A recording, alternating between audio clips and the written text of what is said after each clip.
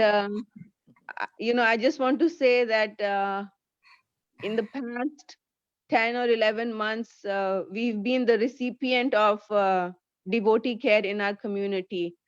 So it would be very enlightening and heartwarming to, at least for me to hear it from you, so that, going forward, I can help others how they have helped us. As your introduction said that, this is a family for us. ISKCON is a family. Thank you very much, Mataji, for joining. We'll let you go ahead with the class. Typically, how it goes is 8 to 8:45 a.m. is the class time, and then from 8:45 a.m. to 9 a.m., the Eastern Standard Time, US time, is question and answers. Um, but I did tell her, Amritikeli, she can go a little longer if they have yeah, questions. Yeah. yeah. So that's requirement is for more for local devotees. For international guest speakers, requirements are waived. It's just a guideline. If you wish to follow, and if you have other things to take care of. But we're happy to hear as long as you can speak on this topic for us. Thank you very much, Mataji. Okay. First of all, thank you so much for inviting me to spend some little time with all of you. So this is a great honor for me. You may know that actually last year I was hoping to visit you, but somehow Corona had different plans with all of us. So, but at least in this way, through internet, I'm getting a little chance within my mind to come and visit you. Okay, so let me first offer a few prayers. Om Agyantimandasya Agyanandara Salakaya Chakshur Militam Dana Tasmai Shri Gave Namaha Shri Chaitanya Manupastam Stabadam Yana Bhutale Swayam Upakaramayam Danati Swavadantikam Namam Vishnu Padakasha Vista Bhutale Shrimate Bhaktivedanta Swaminiti Namane Namaste Saraswati Deve Govani Pachoyane Nivishesha Shunivari Pasatara Satarine Vanchakapa Jubasha Kripa Sindhuvevacha Paditanam Pavanebhyo Vaishnavebhyo Namo Namah Jai Shri Krishna Chaitanya Bhavanityananda Shri Advaita Gadada Shivasadi Go Bhaktavanna Hare Krishna, Krishna Krishna, Hare Hare, Hare Rama, Rama Rama, Hare Hare. So first of all, I always like to request my participants as far as possible to switch on your video, because I am a personalist and I like to see all of your smiling faces. So this makes such a Zoom experience a little bit more personal, that one can see people and that I'm not only talking to some black holes with names on it. Yeah, so I am sitting here in Germany in Cologne Temple in a tiny little room. I just had my lunch. It is 2:00 here.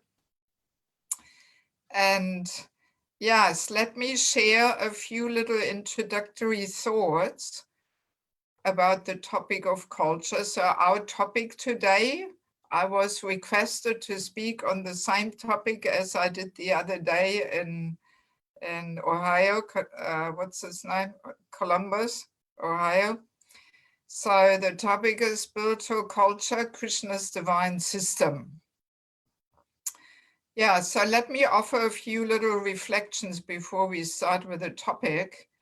So over the last 20 years, I have spent every year quite some time in Bangladesh. And for those of you who may not be aware of it, Bangladesh is actually a very special place. It's East Bengal.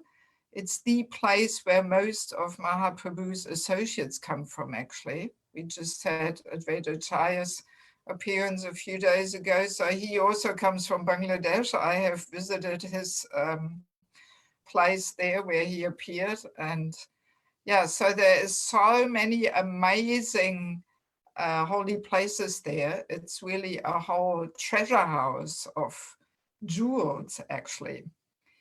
And because it is a Muslim country, this actually has protected our Vaishnav culture immensely. This may sound contradictory, but we do know that Muslims are not so fond of all the modern Kali Yuga ideas. So the whole place is very traditional, very cultured. And well, when I travel there with the devotees, I feel like I'm entering Chaitanya Charitamrita. This is really what it is like. The whole bhajan, kirtan, prasadam, Vaishnav hospitality culture, it's all still going on. So, and there's practically no Western devotees there, So when I'm visiting there, it's not like going to Mayapur or Vrindavan where you mainly hang out, if I may say so, hang out with your country folks or something. But no, there is no Western devotees there. So when I'm there, I'm only with the locals. I travel with them, I eat with them, I live with them, I preach with them, and I do everything with them. So in over 20 years, I have learned so many things from them. Namely, how our Vaishnav culture is meant to be lived. And it actually has put my whole worldview upside down, really. I mean, completely. But it took time, and I'm still learning, of course. I'm still not there. But yeah, I mean, it's quite amazing, and so many realizations came to me and so many things I started understanding why Prabhupada says certain things in the Bhagavatam. It all made sense to me, over 20 years of spending quite some time there. So, and of course, I realized not everyone can spend time in Bangladesh. So that's actually what inspired me, to start a little institute for spiritual culture. And I put very systematic courses on all different aspects of Vaishnav life together. And now I'm in the process of putting these courses into book form because the courses are all 15 hours and usually people don't have time to attend a 15-hour course. So in book form, it can just reach so many more people. It can be translated in different languages and. Well, Prabhupada knew, the power of books. So, yeah, so I clearly realized we actually need systematic training and education how to live our philosophy. We can say in spiritual education, there are two main steps. Step number one is we have to learn the philosophy. We have to learn shlokas, philosophy, sambandha gyan, and. So, and we're pretty good at that. We learn, we repeat it, we can quote it, but we are not living it yet. we are not quite there yet. That's a challenge, that to actually apply it, not just to repeat it, but to actually live it. And that requires systematic training and education. I'm convinced of it. And yeah, and only then we can really, choose how much of which culture we want to invite in our life, because especially living in the Western world, we are surrounded by all kinds of materialistic propaganda, and Krishna consciousness goes 180 degrees actually against this. We will discover this in a minute. So unless we give this systematic training and education, how we are meant to live our philosophy, then very easily, if this doesn't take place, all we have to offer is a nice philosophy and wonderful prasadam, but not much more than that, maybe beautiful deities, but yeah, we may face just the same challenges and problems as the non-devotee society faces, So Krishna consciousness becomes powerful and convincing when we can actually show people in this world now a different way of life, a different culture, you know, then Krishna consciousness becomes convincing, you know, that we actually show the practical solutions to all kinds of problems in modern society, you know. Yeah, so this just as a little introductory thing. So now let us begin now by reflecting, what is actually culture? Where does it come from and what is it affecting? So usually when I give these courses, I'm of course interactive and I let my audience answer and so on, but yeah, through Zoom, this takes too much time. So yeah, let me just give the answers. So culture evolves through the practical application of a worldview, of an ideology, of a philosophy. You know, that can be materialistic worldviews and philosophies or spiritual worldviews and philosophies. So in general, let's be clear, by living a certain worldview, that's how culture manifests in all different aspects of daily life, actually. It comes in all different aspects of daily life. For example, how we dress ourselves, that's a very strong part of culture. What hairstyle do we have? Very important part of culture. What kind of music do we listen? You know, or eating, a whole eating culture, what we eat, how we eat, when we eat, you know, or recreation. What do we do in our recreational time, you know, or even education, very much, you know, connected with culture. Even our attitude to medical treatments, very much connected with culture, you know, so it really affects us in all different aspects of daily life. So now another thing is also that culture doesn't only come about through a certain worldview and philosophy, but it also promotes and reinforces that same worldview and philosophy in our consciousness and in other people around us. So it works both ways, right? It comes about through living a worldview, and at the same time, it propagates that worldview and reinforces it.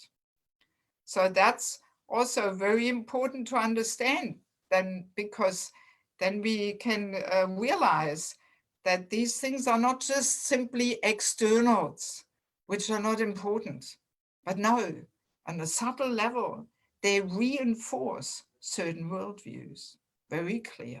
They affect our own consciousness very strongly. And often these conditioning, you know, through culture is very deep, very subtle. Oh yes, you know, we may not even be aware of it, but there's often deep attachments to certain kinds of worldviews and cultural aspects. So this all goes deeper than we may so easily believe and think, you know.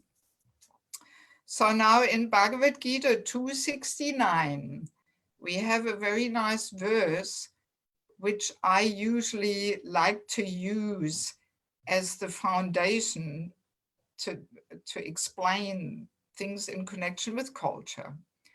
So I will skip the Sanskrit just to save a bit of time. I will just read the translation. So that's 269. It says, what is night for all beings is the time of awakening for the self-controlled.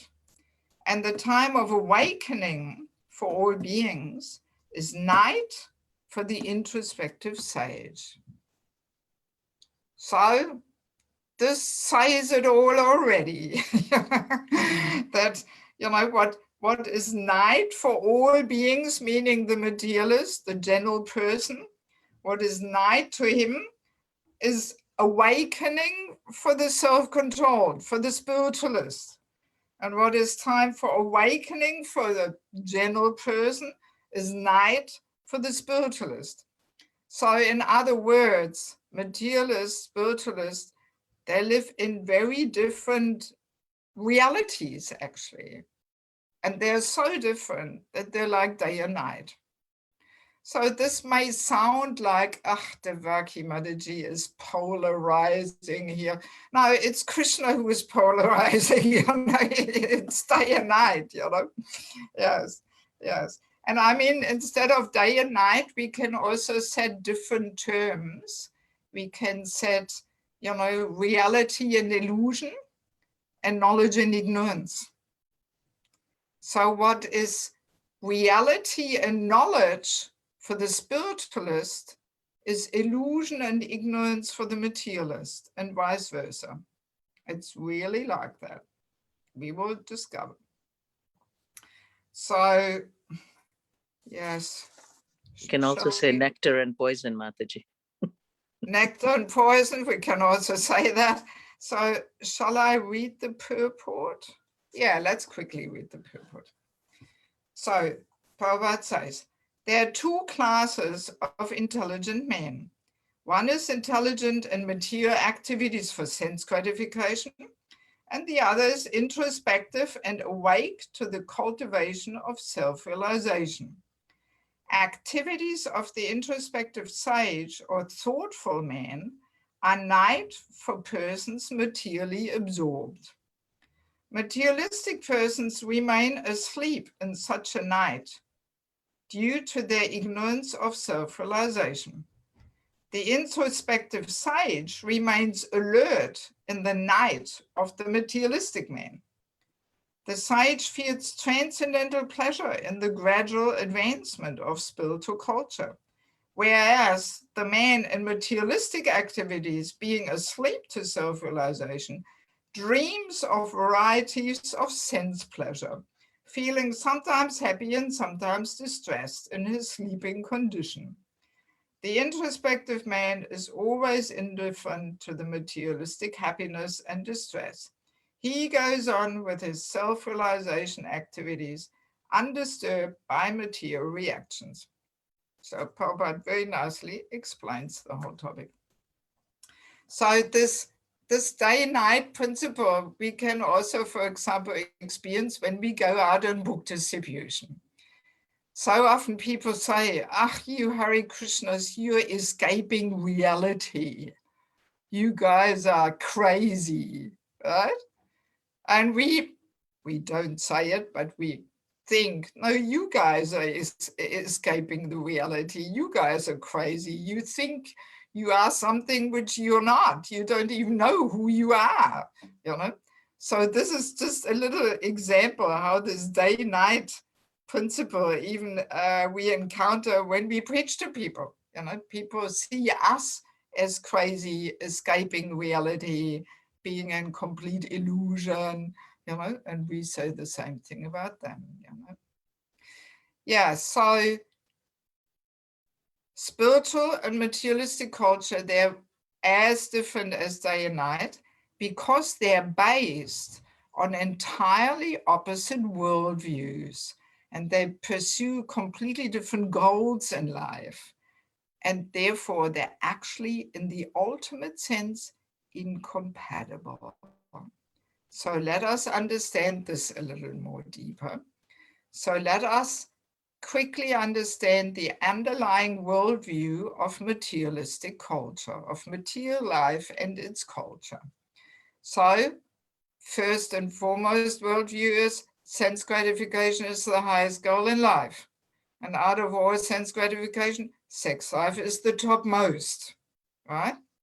That keeps the whole life in material world going, So, and then there's bodily platform, gross and subtle. Material life and also its culture really reinforces bodily identification with a gross body, because the whole goal in life is to satisfy the gross senses and give pleasure to the body, basically. And it also reinforces the subtle identification with the subtle body, namely mind, intelligence, false ego.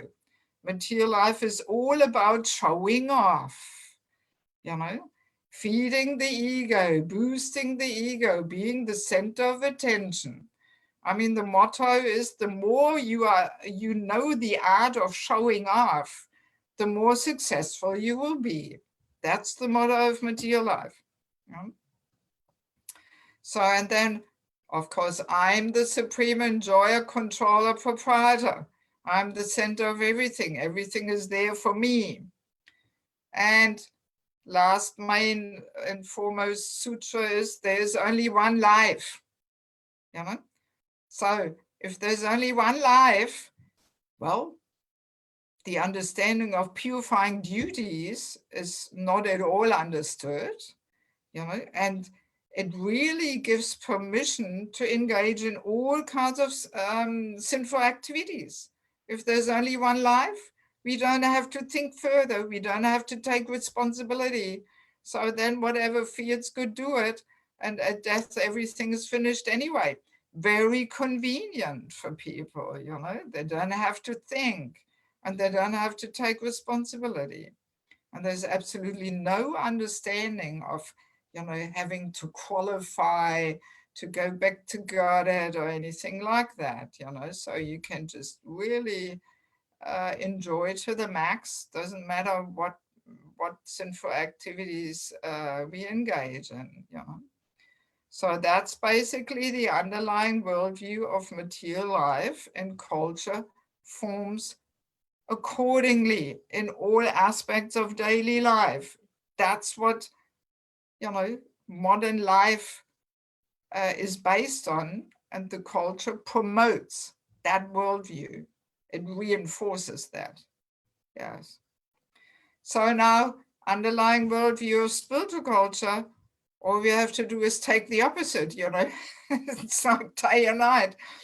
So not sense gratification is the goal in life, but Krishna's pleasure is the highest goal in life. So that means we minimize sense gratification. We minimize sex life. I mean, my God, it can't be more opposite than that, right? Material life is maximizing, spiritual life is minimizing. Yes. So we minimize with the ultimate goal of losing taste for sense gratification, and replacing it with a higher level of joy and happiness. And also, instead of bodily platform, well, we try to understand we're not the body, we're spirit soul. Not the body gross and not the body subtle, So also we're subduing, we're trying to transform the subtle body of mind, intelligence, false ego. We want to spiritualize it. We dissolve and subdue the false ego. We are not boosting it and feeding it and try to be the center of attention. But no, we want to keep ourselves in the background and become humble and so on, and understand our tiny, insignificant position of being servant of the servant of the servant. So, and yes, not we are the supreme controller, enjoyer, proprietor, but Krishna is the supreme controller, enjoyer, proprietor. And there's not only one life. There's so many lives. We move on to the next existence. And whatever we do now has some reaction to our future. And that brings in the whole understanding of having purifying duties to return back home, back to Godhead. It's not just all about fun and what's great for me, but what's my duty, and doing that within Krishna consciousness, it's actually purifying. So, I mean, just when we look at these underlying worldviews, we really become very clear that they're just so opposite, completely like day and night, and actually they're incompatible, right? So that makes it very clear that the more we accept aspects of spiritual culture in our life, the more it will help us to promote that worldview which we want to promote and develop and cultivate. But as we, still invite and hang on to all different material concepts of life, well, they pull us in the opposite direction, and they, keep us in materialistic worldview, right? So, yes, and another interesting point, which I only want to briefly mention, but it is also good to understand that in material life, the criteria, who is doing what, is who can do it best. Because material life is all about the result. It's very much result orientated.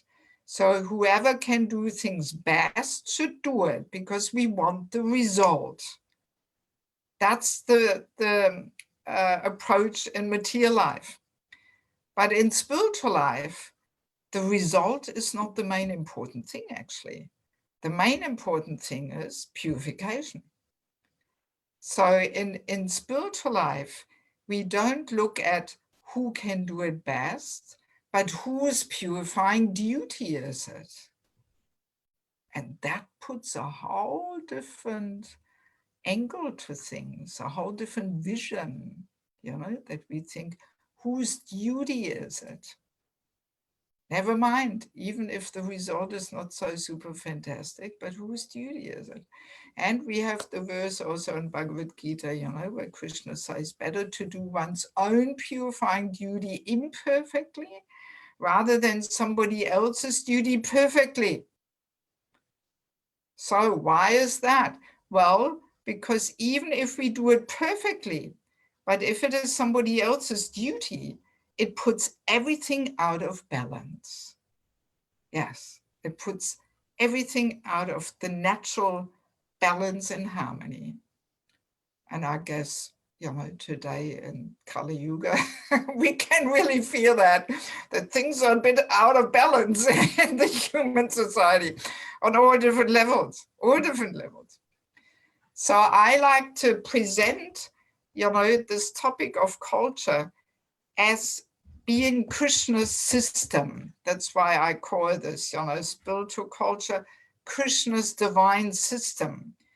He gives us the culture, he gives us that system, so to create stability and harmony in our lives, so that we have good footing to develop our relationship with him, And all our social problems, inside ISKCON, outside ISKCON, like high divorce rate, single mothers, violence towards women, child abuse, you name it, all these things, they can be viewed as global reactions for not following Krishna's system. Because in Krishna's culture, they don't have much room. They don't have a place there, actually. So whenever we go against Krishna's system, we do get some reactions, and it puts things out of place. That's why he says, better to do your own purifying duty imperfectly rather than doing somebody else's duty perfectly. So now one thing is this day and night principle. This really accompanies us through so many different aspects of our spiritual practice. We can really say what is success and what is the highest in spiritual life is the lowest in material life, and vice versa. What is success in material life is the lowest in spiritual life. Yes. For example, let us just briefly touch upon a few little things because we don't have so much time. So, for example, the quality of tolerance. This is one of the most important qualities for a devotee to develop, tolerance, right?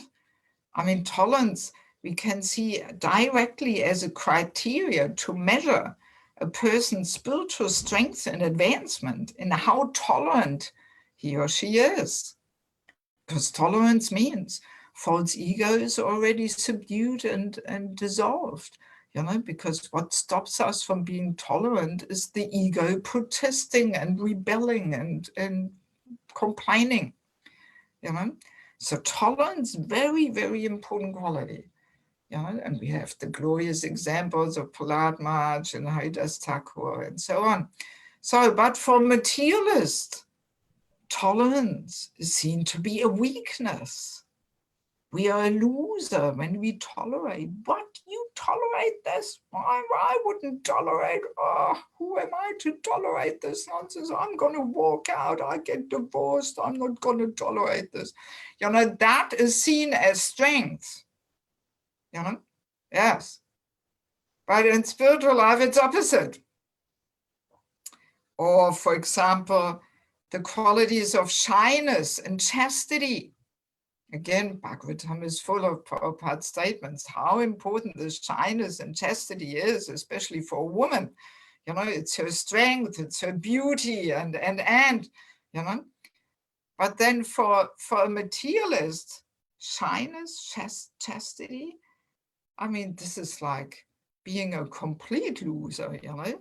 Yeah, I mean, people think, what? You know, a shy woman, a chaste woman, she doesn't know the art of showing off. Maybe she needs some psychiatric treatment or something, you know.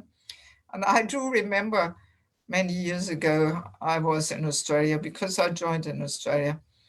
And I spoke to one lady at the Sunday program during Prasadam, you know, newcomer, first time at the temple. So she was asking the classic things, oh, why do you cover your head? Why do you do this and that? And somehow I mentioned this term chastity. So, and she looked at me with 1,000 question marks in her face and she said, chastity? What's that?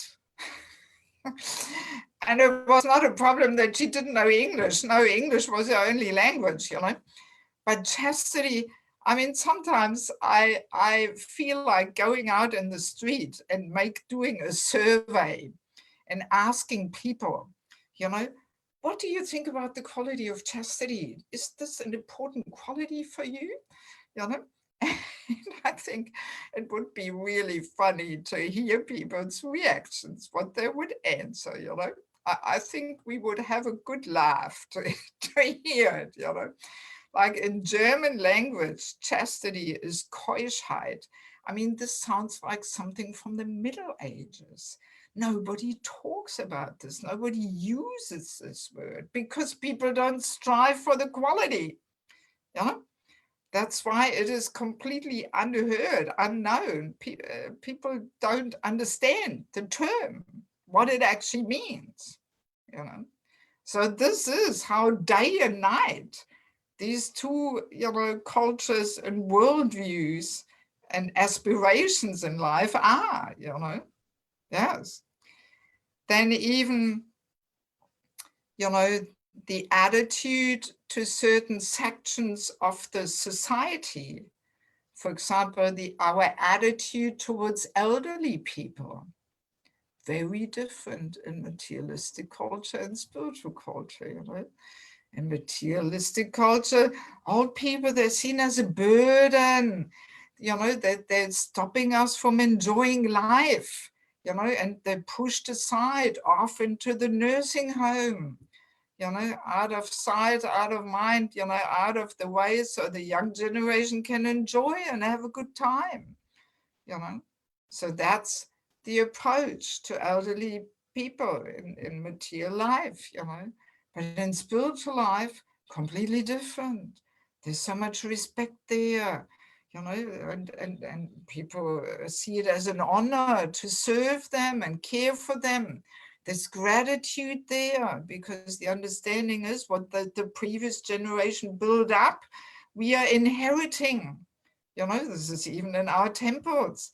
The young generation inherits, you know, all the facilities of what the previous generation established. They were all, you know, working hard and sweating like anything to establish a nice temple and. So the young generation inherits that. and they're very grateful, they're indebted, they want to serve them out of gratitude, and respect. So it's completely different story. The elders are seen to be the embodiment of life experience and wisdom and self-realization. They're passing down the traditions, the values, the knowledge, so people like to learn from them, So, and then also, for example, attitude towards children. I have a whole 15-hour course on that, children, big topic. So in material life, again, they're just seen as a disturbance. People like to have children, like little toys to have a bit of fun, but ultimately they disturb the grown-ups' enjoyment, and that's why the kids are put into daycare centers already at youngest age, 6 weeks in Germany. People put their babies with 6 weeks of age in daycare centers. They drop them off in the morning, pick them up in the evening, just so the mothers can have their career and enjoy life and earn money and Yeah, so the kids are pushed aside, always disturbing, So, but in spiritual life, the kids are the future. Yeah, they're the center, Yeah, the center of activities.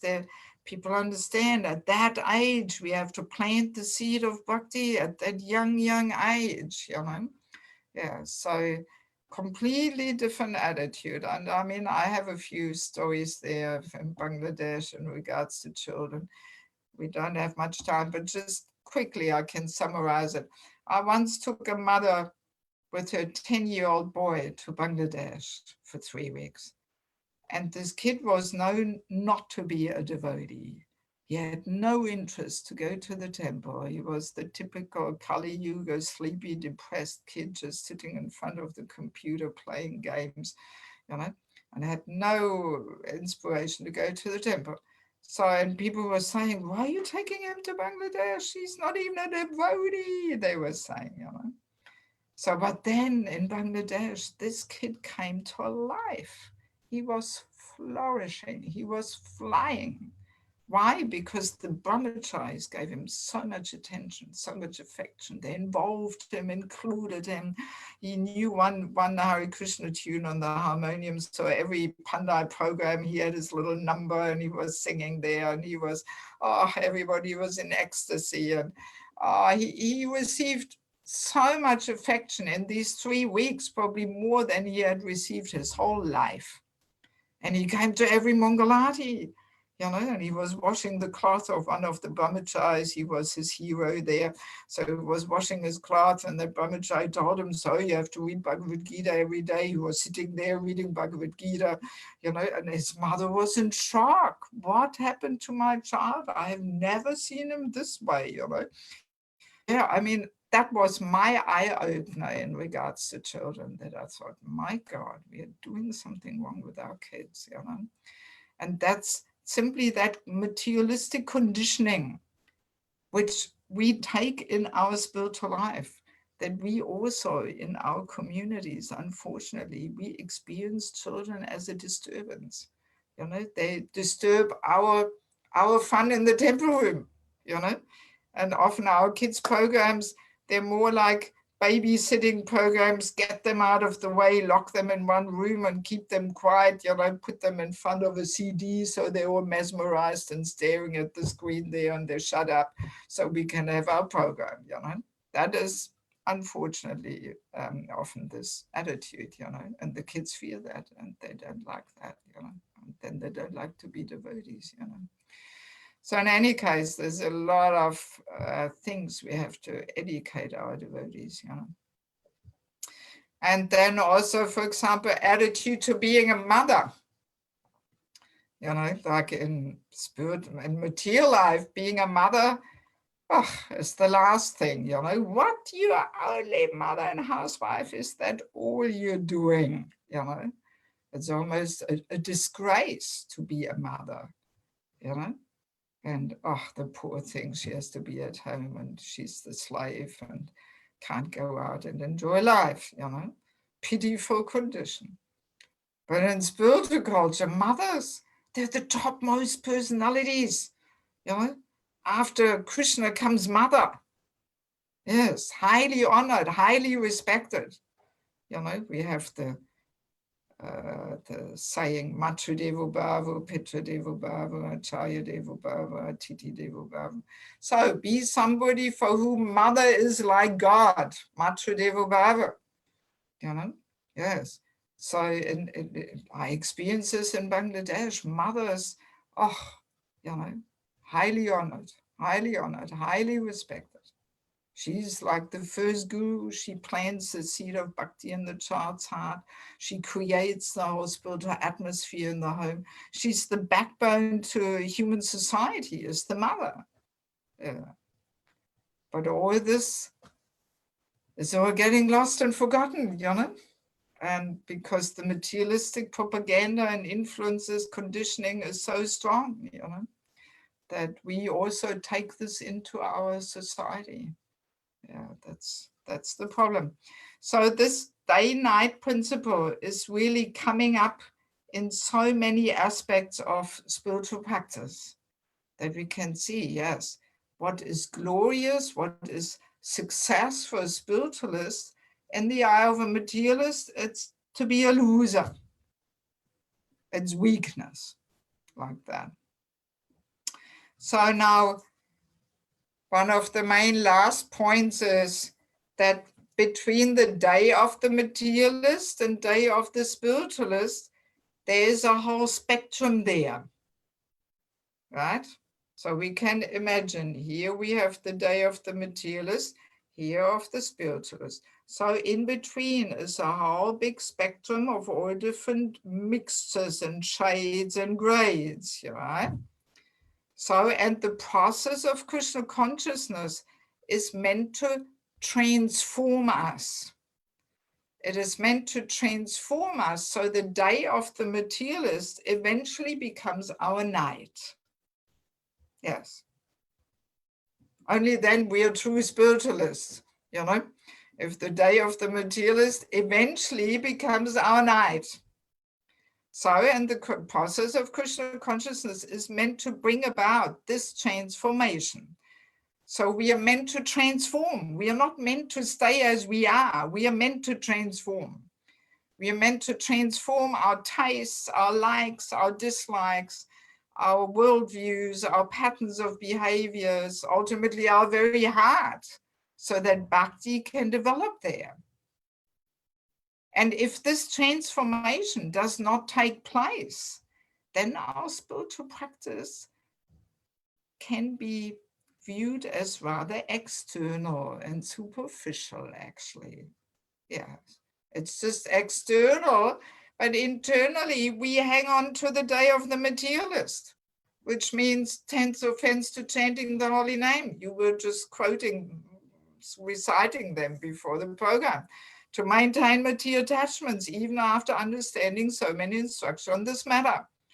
So if we hang on to, you know, this ego satisfaction we are running after, or our, you know, material tastes, then we're committing that offense. And then we can't really take the full benefit which the holy name carries. We can't receive that. So we are meant to transform. But one really important point is this transformation cannot be forced and imposed on people. It can only be inspired. Yes. And this is where we often go wrong. You know, I mean, I'm sure many of us realize that this topic of culture is a highly controversial topic in ISKCON. There's a lot of tension over this, you know, even in the levels of the GBCs. There's very different views on these topics, you know. Yeah. And it's probably the hottest topic in the whole ISKCON, you know, this topic of culture. So, and my humble understanding is it becomes controversial and full of tension if we try to establish what's right and what's wrong. That doesn't work. you know. That's where we go wrong.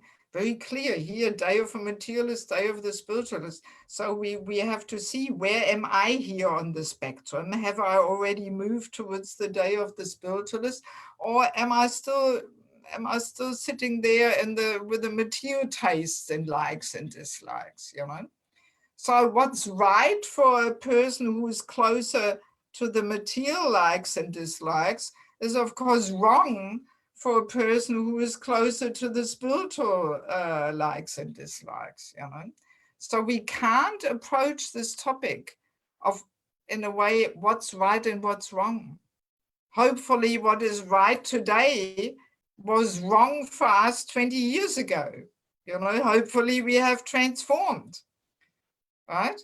So that's how we get this tension in ISKCON over this topic of culture, because, you know, it's actually also an ego thing, because we like to establish that we are right and we know better and so on. And that's what brings the tension, you know. So we cannot impose, we cannot force things on people. We cannot say, this is right. My approach is always that I try to give insights into Krishna's system. And then we can make a conscious choice how far or close I want to be to Krishna's system. But if we don't have insights, we don't even know how our culture is meant to be lived, then the danger is that we just go with the flow and we just go along with what's progressive and trendy and modern. And then very easily we invite things into our life which are completely promoting the opposite worldview of what we want to promote, because they're part of the day of the materialist. And that's why my approach is training and education is our only hope. We have to train and educate people and make them understand how, you know, Krishna's culture is meant to be lived. And then we have to be humble and honest and say, well, sorry, I'm miles away from it. And maybe I don't even want to go there. Maybe Krishna's system is too narrow for me or something, you know, because let's be honest, we do like it in the day of the materialist. We like it there. We feel comfortable there. We want to stay there, maybe. We don't even want to transform, maybe. So, but that requires humility and honesty to say, well, sorry, you know, I like it on that side of the spectrum. So, but what do? We often criticize, we attack each other, and the liberal people attack the traditional ones and so on. I mean, they're terrible, terrible, you know. That's not going to get us anywhere. We have to be humble and honest enough to, you know, admit where we want to be, you know, and then others who want to be closer to Krishna's system, well, why not allow them, you know, without criticizing and shooting them down or something, you know. So yeah, this transformation cannot be imposed, it cannot be forced on people, it can only be inspired. And by giving the training and education, that will empower our devotees to make a conscious choice how much of which culture they want to invite in their lives. But if there's ignorance and people don't even know, you know, why Krishna gives certain recommendations, what's the goal behind it, and so on, because Krishna's system is very deep, very fascinating. He's got his good reasons to recommend so many things, you know.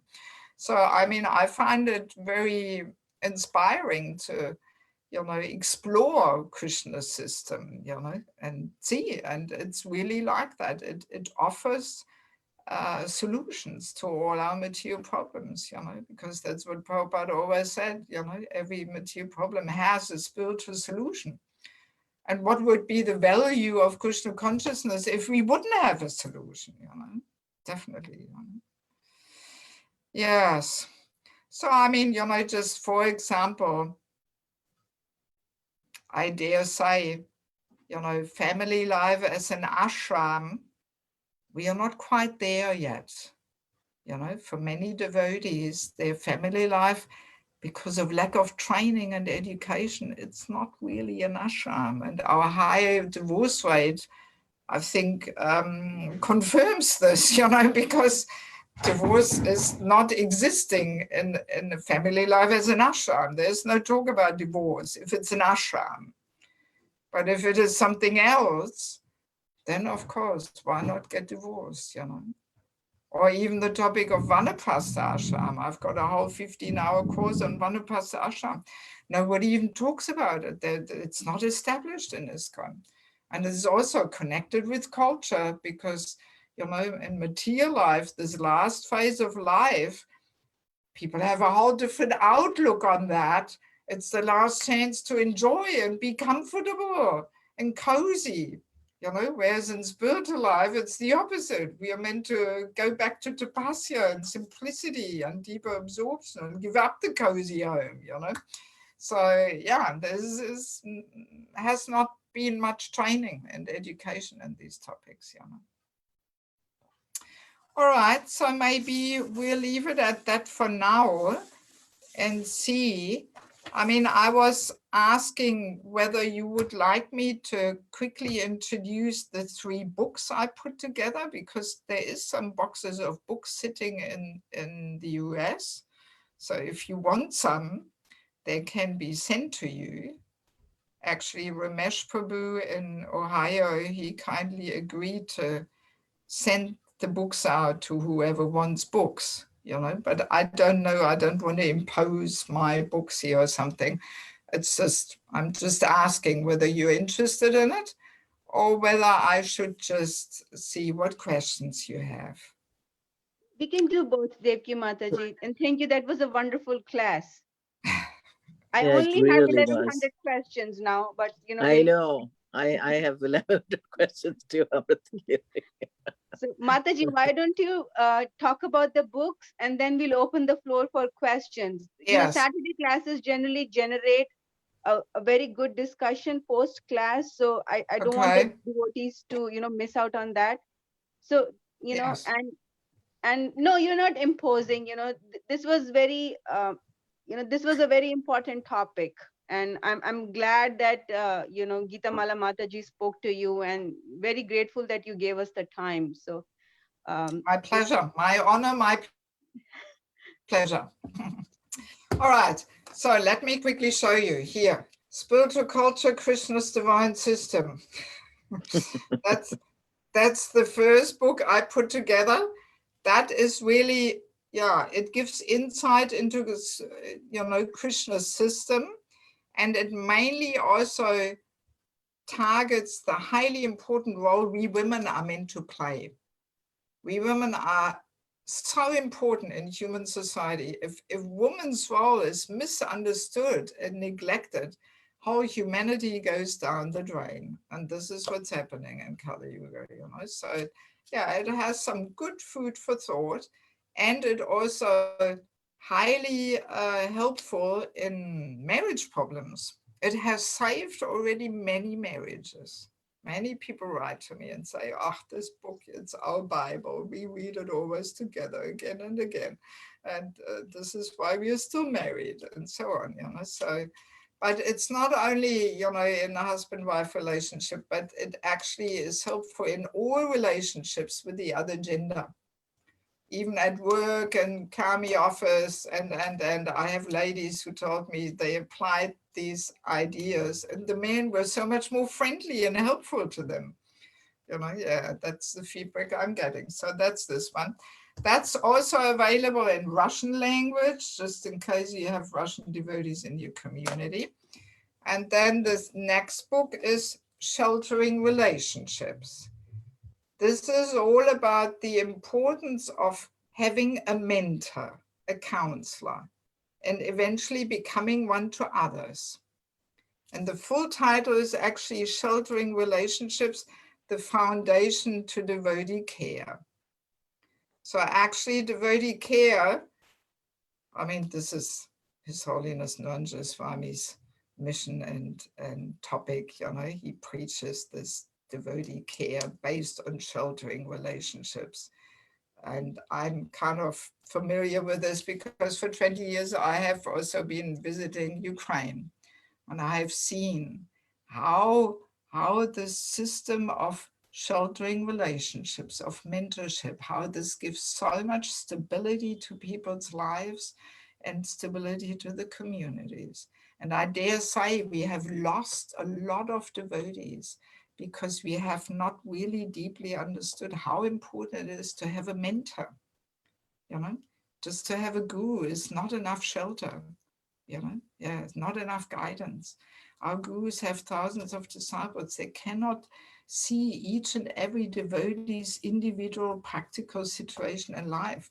So we need somebody who can help us to assess ourselves and see where we stand. Because as long as we have material desires and attachments, we can't objectively assess ourselves. That's the problem. And that's why we need somebody who is preferably is also in our community, and you can see how is our sadhana, how is our service mood, how is our cooperation, and. And then, yeah, I mean, there's a lot of stuff in that book too. It's also a whole chapter about envy, how envy manifests towards seniors equals juniors, how envy is the main obstacle in giving shelter to others, in accepting shelter from seniors. So there's a lot of stuff also in regards to culture, etiquette, and so on. And then the last one is another one of my favorite topics, the false ego, our constant companion and troublemaker. Title speaks for itself. What can I say? I mean, what I can say is that to put together the seminar and this book has helped me a lot to discover how my false ego always gets in my way and pushes me to say things and do things which I better should not say and should not do. And really, in the name of Krishna consciousness, one can easily do the opposite of what we should be really doing. Instead of dissolving and subduing the ego, we can boost it and feed it to the max. Krishna consciousness gives a lot of opportunity for it. So it's a whole big thing. One can completely miss the target. Yes. And it's going on massively. Yeah, so, and there's a whole chapter about chanting the holy name. There's like a holy name retreat in summary in there also, because chanting is one of the main ways how to dissolve the ego, but we have to know how to chant. If we just blabber the mantra down, that will not do anything, so. And there's a lot of practical things in it, how being offended, how this is also connected with the ego, if we can't forget and forgive and move on, and so many things, Yeah. All right, so what questions do we have? First of all, how do we get the books, Mataji, you said? Best would be if one of you would be agreeable to take the orders. So you see how many people in your community want books. Mm-hmm. And I have these two books sitting in America in different boxes, because see, what I usually do is I send a box of books up front to the places I'm visiting. Mm-hmm. So last year I had a whole tour around the US, and I sent already the books out. But then in the last minute, I had to cancel the whole thing, because of Corona. Mm-hmm. So these two books are already sitting in the US. Mm-hmm. And Ramesh Prabhu, he kindly agreed to send them out. And this book only came out beginning of last year. It wasn't ready. I couldn't send it up front. But that I can send from Germany. Mm-hmm. So, and I guess you probably want to know the price also, I assume. Yeah. So these two books are $12 US each, plus the shipment from Ohio to your place, $12 US each. This one is $18 US each, plus probably about €4 shipment from Germany. Shipment from Germany is a bit expensive. See, the books are actually printed in Ukraine, and usually I send a whole big box of 60 books from Ukraine directly to America. Right. Yeah, and that is the cheapest way to send them. So if I send this from Germany, I had to ship them already from Ukraine to Germany, which also costs quite a bit. And then from Germany to the US, oh, it's terrible, you know. So Yeah. I figured out, I can take the orders for you, and I would like the books myself. So yes. I'll So email I you and figured figure out it out. Yeah. to ship this to the US is probably the cheapest to ship, you know, packets of 4 books. And I should get them for 16 euros shipped. You All know, right. so Thank you, Mataji. that puts 4 euros on each book plus 18 US dollars for the book, you know. So I mean, I'm not distributing books to make money, it's for preaching. So I'm trying to really keep the prices minimal because I don't want to squeeze devotees for money and all this, you know. So the price is really as low as I can make it, so people hopefully will get them and they will get something out of it, you know. Yeah, so I suggest it would be great if you volunteer to take orders if anybody wants them.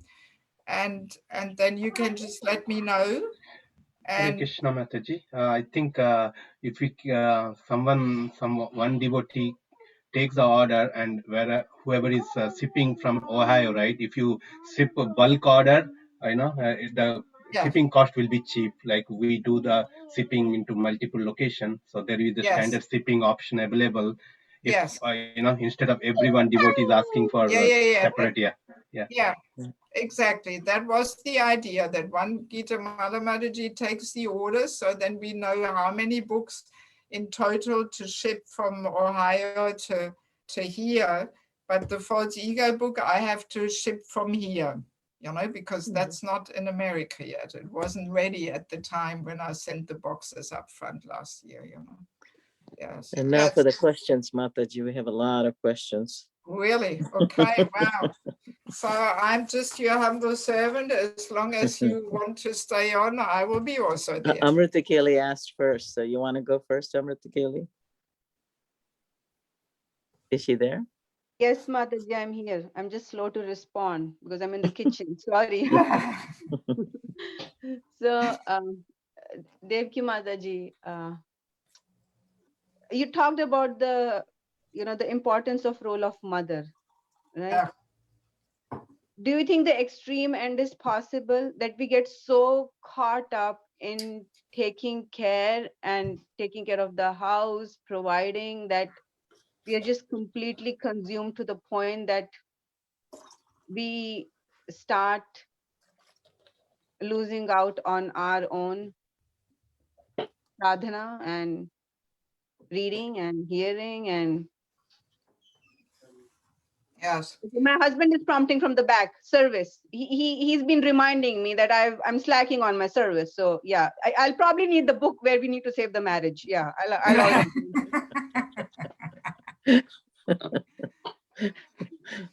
Yeah, I mean,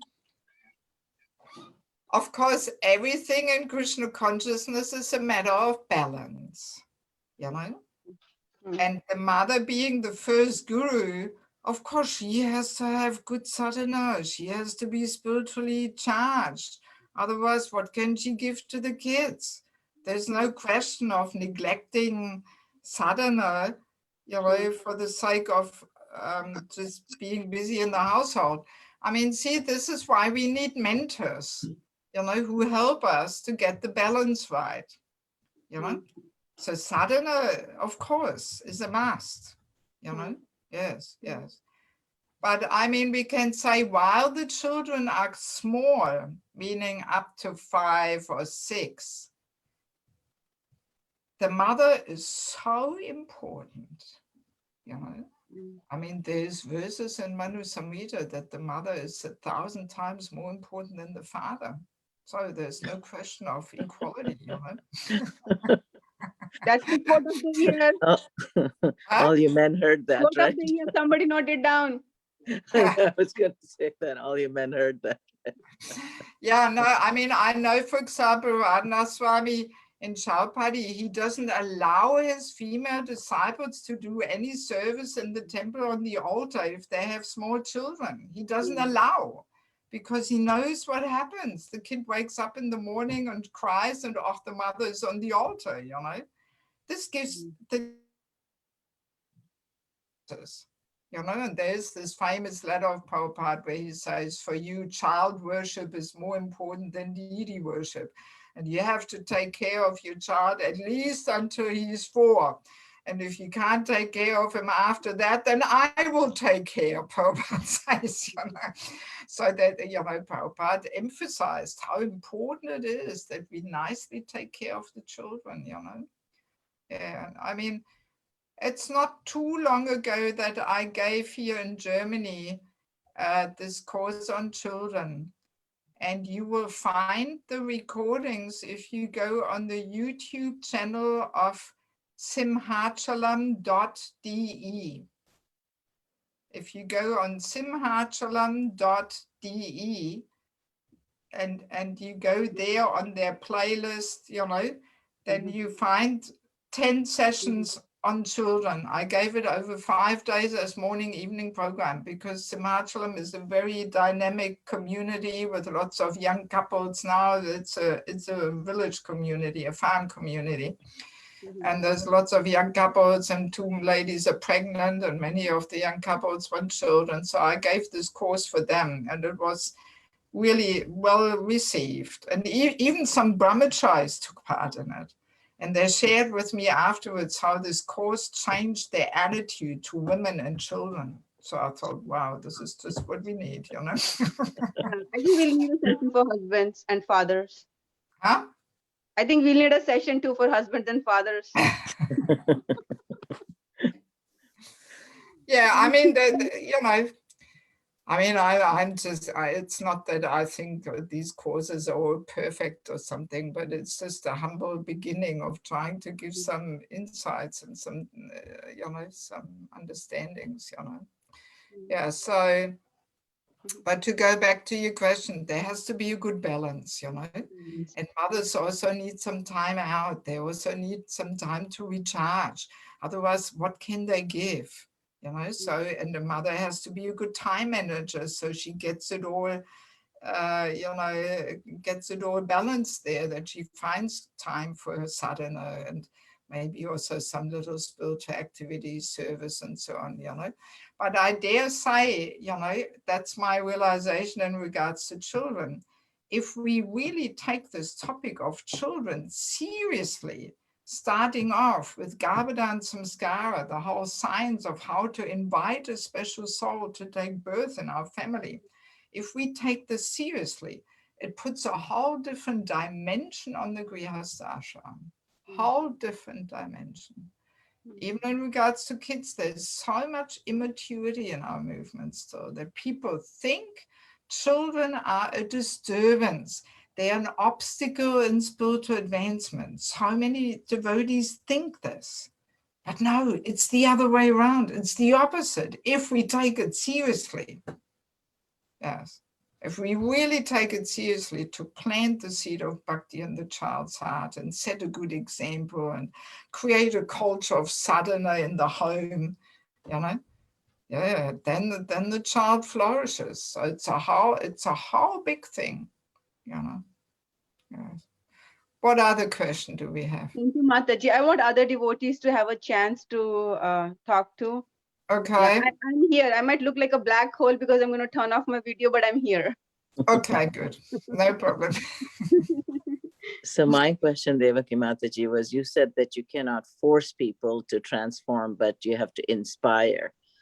So what are some of the ways that we can inspire, you know, like practically speaking, you know?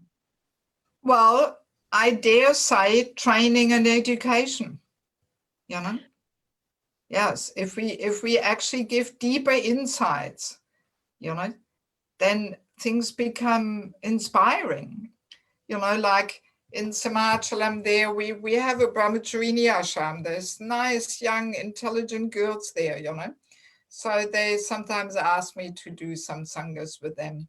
And they asked me to give a presentation to them why it is recommended for women to cover their head, you know. it's a pretty strong part of spiritual culture. So I was giving them a whole thing, you know, and oh, wow, they were all amazed. It was all really interesting for them, so attractive that they want to do it, you know. But if you just say to people, women should cover their head, just go and cover your head. I mean, in most temples these days, people don't even train the women like that anymore. Nobody covers their head anymore in many temples, you know. But then, I mean, 35 years ago when I joined, we were still covering our head. And in Bangladesh, people have told me, you know, oh, women should always cover her head. Because when I started shaving my head, I was thinking, oh, maybe no need for me to cover my head anymore, you know. And then I once asked the devotees, so what do people think now here in Bangladesh that I'm shaving my head all of a sudden? Because that's only about 14 years or something that I'm shaving my head. Before I didn't shave. So, and then they were saying, it's all right, no problem, as long as you cover your head. So, but if we don't explain things more deeply, why and what subtle effect it has, and how the head is like an antenna who also takes a lot of negative energy in, and you know, and how lusty glances actually contaminate us and so on, you know. So, I mean, so if you explain it more deeply, then people want to do it. They think it's all really cool and interesting, you know, yes. So we have to know how to explain things and present things in a more deeper way so that it is attractive. Because Krishna's system is attractive, you know, it is, you know, but we have to be able to explain it. And of course, the personal example also is always inspiring, you know.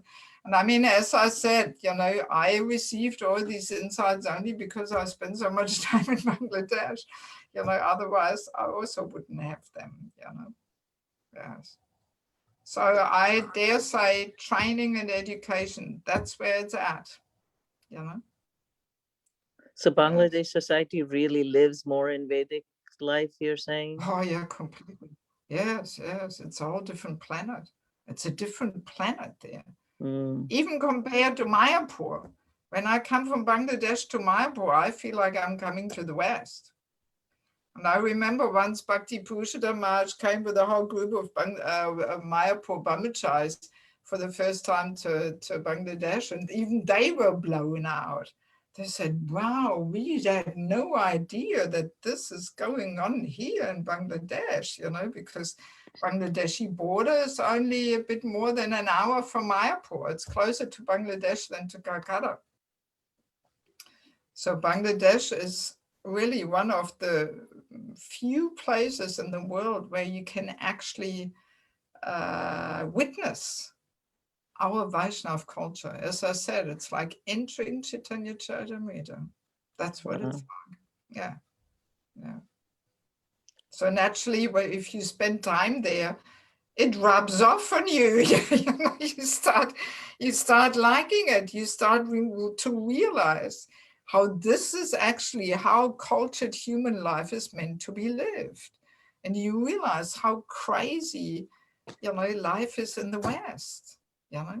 Yes. I mean, in the first years when I spent, you know, in the beginning, I was spending 3-4 months in Bangladesh per year. You know, now I'm only there for a month or something, if at all. This year, last year, I couldn't even go. But in the beginning, my God, it was such a culture shock for me to come back to Germany, you know, from Bangladesh to Germany. Oh my God, it took me a few days, you know, just to fit in again here. And I was really missing all the affection and you know, in Bangladesh, because the culture is so strong and the women are so chaste, you know, the whole atmosphere is so much more pure, and people actually don't feel so threatened to show affection. We in the Western world, we are also traumatized by lusty impressions, and we all have to put these boundaries up and so on, you know. But in Bangladesh, there's so much affectionate dealings there. Oh my God. I mean, in no place I laugh more than in Bangladesh. There's, the people are so jolly and sweet, and it's a whole different atmosphere. And you realize how beautiful and sweet Krishna's culture is. Where so much affectionate exchanges are going on, very, very sweet. Yeah. Here everybody feels so threatened and, Anyway, what other questions do we have? I guess you should all come one day and visit Bangladesh. I'll take Oh, you for I a was going to tour. say that. When can I travel with you? Yeah, well, I have to warn you, it's a little austere. Yeah, austerity we can deal with. It's like India 50 years ago or something. I mean, meanwhile, it's much better. But when I went there first, no temple had a bathroom. I had to take bath in the pukur, in the pond, through the Punjabi suit, or on a public pump, right? And then the whole village was coming and sitting around watching how this German woman would take bath. So this was Bangladesh 22 years ago or something. But meanwhile, it has improved a lot. And meanwhile, every temple has a few rooms with an attached bathroom, but they're rare, Okay, what else do we have?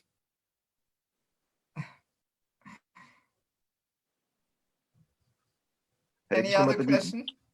Yes, Hare Krishna Mataji, Dandavad Pranam, Jai Sri Prabhupada. Mataji, which part of Bangladesh you've been to? I'm sorry, I joined late. I'm not sure if you mentioned. Yes.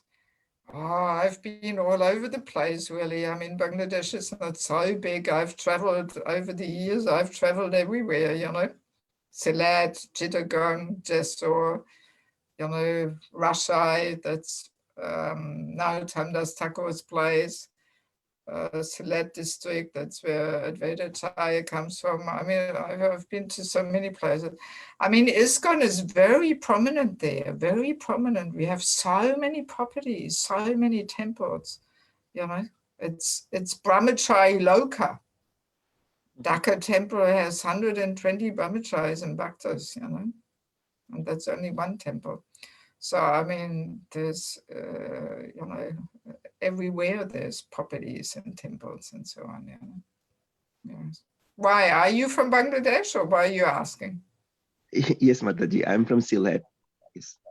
Oh, you're from Sylhet? Okay. Yes, just 2 days ago, I did a program with the Bangladeshi devotees through Zoom. There was about 200 people on the Zoom conference.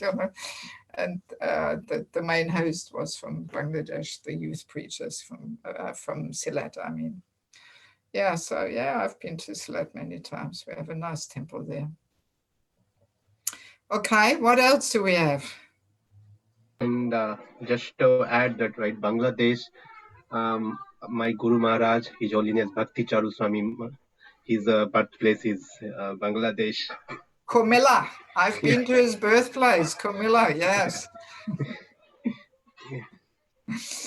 Yes. And I mean, he is the embodiment of Vaishnava etiquette and culture, Too much. Yes. Yes. Any other topics for discussion? Any other question? Hare Krishna Mataji, Dandat Pranam. Hare Krishna. Mataji, the point that you mentioned about in Germany, moms, they keep kids in daycare at very young age. So to that point, my question is, I mean, when I connect that to the culture that you were explaining to us so nicely, so working mom versus stay-at-home mom. So it's a pros and cons. I know it's a sensitive topic, but what do you think? Like again, we have to find a balance. So so for our culture, what works probably better in this age of Kali? What do you mean for our culture, our Vaishnav culture or our American culture? What are you talking Oh, about? so no, Mataji, you were explaining the Vaishnava Krishna culture, right? So in reference to Vaishnava culture.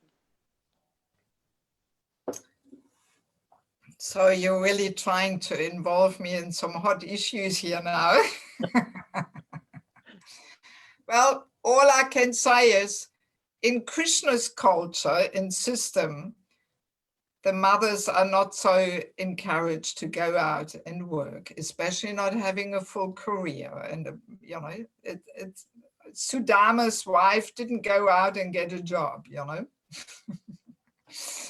So because simply her, you know, her role in the home is so important, you know, and that statement I made that, you know, in spiritual life, we look at whose duty things are, not who is better at getting a result. This I really apply to this topic of the man-women role, you know, that it's not a question who can earn more money and who is better at it, but whose purifying duty is it? And according to Krishna's recommendation, it is the husband's duty to provide, to protect, and to take charge, you know. That's how Krishna recommends it. So of course, I'm well aware that we are miles away from Krishna's system. In some countries more, in some countries less, you know. So saying this doesn't mean that, oh, all you ladies who are working, you have to quit your job now and be at home or something. I'm just saying what's Krishna's system, you know, that's what I'm saying. So, and then as we said in the presentation, then it's up to each and every one of us to decide yourself. Where do I want to be? How far or close do I want to be from Krishna's system? You know? So again, I'm emphasizing, we are not establishing what's right and wrong and what a woman should do or not do. We simply try and get some insights into Krishna's system, you know. I mean, I do discuss this topic in different seminars, you know, and I usually do it like that I'll ask my audience, so what are the results of a woman going out full time and earning money, you know? What are the results? And I get all the answers from my audience. I don't even have to give them. They give it, you know?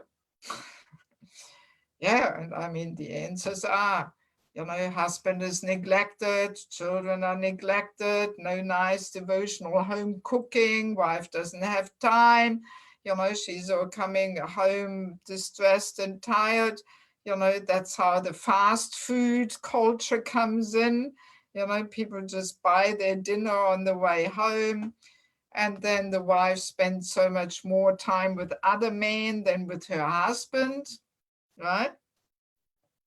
There's also statistics, 25% of all people working in offices have sexual relationships at work.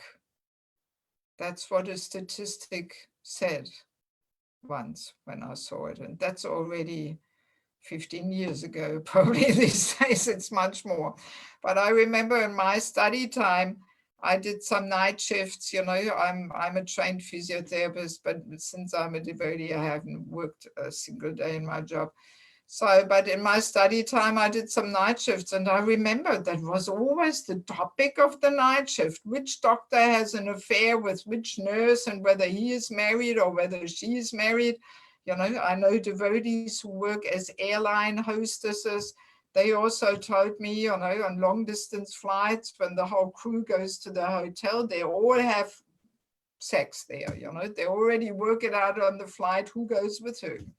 You know, so that's reality in the working world, you know, and that just confirms our philosophy in butter and fire, of butter and fire. If butter and fire come too close, the butter melts. What do you expect, you know? So that's one thing, you know, and these relationships at work where you can flirt and this and that, they always seem to be so much more appealing than at home, battling it out with a husband there and, you know, and doing the routine jobs at home. So this is a big danger, you know. And then also, you know, if the wife earns quite substantially, this can very well undermine the husband's function of being the provider. I mean, I'm actually describing these things more in this book, you know, how it inspires a man to be responsible if the wife depends on him. That inspires him to play his role. But if she is independent and she has her own income, then he actually kind of feels not really so needed, you know. And she also very easily feels, oh, actually, you know, at the slightest tension and dispute in the home, she feels, actually, why should I put up with this nonsense? I don't need the stupid husband. I move out. I've got my job, my income. Why should I put up with this? You know? So, yeah, I mean, these are just a few of the results. But Mataji, there's other aspect also. I mean, in the Vedic system, the men also knew their role a whole lot better. Yes. You know, that they were protected. In the modern day world, the men also are not trained and don't quite recognize that role. So then it makes the wife feel they have no choice sometimes, you know, to kind of protect themselves by having a job, you know. I mean, yes, that's what I'm saying. We need to be trained and educated, and the men also need to be So when there are untrained men marrying the women, you know, then the women also feel the need to protect themselves. Yeah. I mean, that's a whole topic. You know, these days, most devotees do, they just kind of slide into married life without any preparation whatsoever, no training, you know, yes. This is now the book I'm working on currently, Entering the Grihastha Ashram, just on this point of entering, how to enter, how not to enter, you know, yes. Already there, we make so many mistakes, you know, so big topic, you know. And I mean, of course, it's not that a woman cannot contribute at all, you know, the wife to, even in Krishna's system, you know, the wife also was somehow taking care of the vegetables, fruits, this, that, you know, so there is room also maybe for some part-time engagement, especially when the children are older, when they're out of the house at school or something, you know, but especially while the children are small, you know, the children really need the full attention of the mother. And I had that good fortune. I had a wonderful childhood. My mother never worked, you know, and my parents are educated and wealthy people, but my mother never worked. And she gave us really quality time. She really engaged us. I grew up without television. You know, we had books, and I mean, my God, you know, so I know I owe my spiritual life to my mother. She gave me that emotional strength and in health to live the life I'm living today, you know, so yes. Yes, my mother only started, you know, doing other things. She's an artist and she did all kinds of other things when I was finished with the school, when I was 18, 19. Then she went back to other activities, you know. Yeah, so anyway, big topic. What else? Thank you, Mataji, that helps. Okay. Do we have anything else? Any other questions?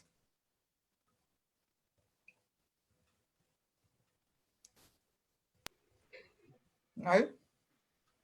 So, if there are no other questions, then Devaki Mataji, I don't know what your calendar looks like, but you know, perhaps we can have you, you know, sometime again for a more focused session, like, you know, importance of mother, taking care of children, or something like Yeah, that. yeah. Or I mean, the importance of having a mentor. This Yeah. is also a really crucial thing, Yeah. because so many problems can be solved if we just have sheltering relationships in life. So many problems, especially in family life. Any marriage problem can be solved if we just take shelter or guidance of somebody who's more experienced than we are, Yeah. Yes. Yeah, no, I mean, it will be my honor and my pleasure to every now and again connect with all of you and present something and have some discussion. And then one day I hope I get a chance to visit you in real, whenever that may be. I have a whole pile of vouchers for my flights I had to cancel last year. They didn't give me any refund, only vouchers. So as soon as possible, according to Corona situation, I'm keen to use my vouchers and come to the US and do the tour, which I was planning to do last year, And we're keen to have you. So pin Connecticut on the world map when you plan your next itinerary, whenever that happens. Yeah, I mean, we had planned a visit with Gita Mala Mataji. We were in contact, right? Right, And we had fixed a date. Yeah, it was only a short visit, just for a day or two or something, coming over from New York or something like that. You were already in the calendar. For the online class, and now even more after I get to know you a little bit. We'll check with Jiva Mataji and Pyare Prabhu on what topics we should choose, and perhaps we can have a seminar. Yes. Yeah, we can do something, no problem. Yes. Yeah. Sounds great. And I can also inform you when I do the next general Zoom thing, like when was it? Let me quickly see. I had just fixed today with my Zoom assistant. Saturday, the 13th of March, I want to start a new course. And this will basically be, some parts of this book. And I will call it Being in Harmony with the Other Gender. And this is not only for married life, it's for all, relationships with the other gender, So, I mean, I can send you the poster. I haven't arranged it yet, but I'm just in the process. I fixed the date. And this will probably be at least a 4-session seminar.